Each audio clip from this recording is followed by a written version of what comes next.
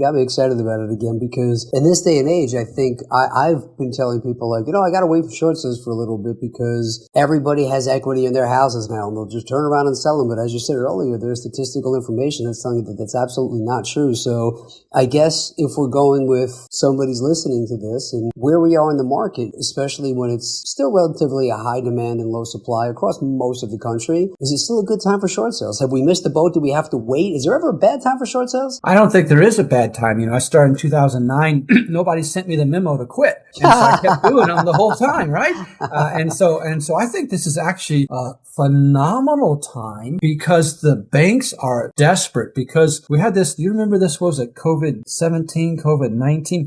Which one was, I don't remember. In 2020, we had that disease thing. Remember it? What was it called? It sounds familiar. I'm not 100% sure. Yeah, well, anyway, and the CARES Act came out, and there was a moratorium, where people didn't have to make their rental payment. And people don't remember or know that there's a moratorium on homeowners. They didn't make their mortgage payment for 18 months. Okay, well, that ended in 2021, and we got all this backlog of over 2 million delinquent homeowners that are sitting there where they've never been able to catch up. So my point to why this is the best time right now is we've got the banks sitting there in desperation mode, waiting for an offer to be turned in that they will, I don't want to say they'll accept anything you offer, but they might accept anything. Here, I'll give you an example. This is just happened last month, okay? One of my students, Kevin, in Pennsylvania, he was doing a short sale on a conventional loan. So you got Fannie Mae, Freddie Mac, different. This is just one type of loan. And in conventional, the bank appraised it at $198,000. Great. Okay, so let's dispute that. Let's argue. Let's get the appraisal. Let's say that it's not worth that. Let's do our mojo stuff. Let's have fun, right? Before we could do it, Nick, the bank accepted his $96,000 accepted his offer. And we're like, what? Wait a minute. Hey, but I want to train you how to dispute. And it's like, hey, just shut up. I want to buy it for 90.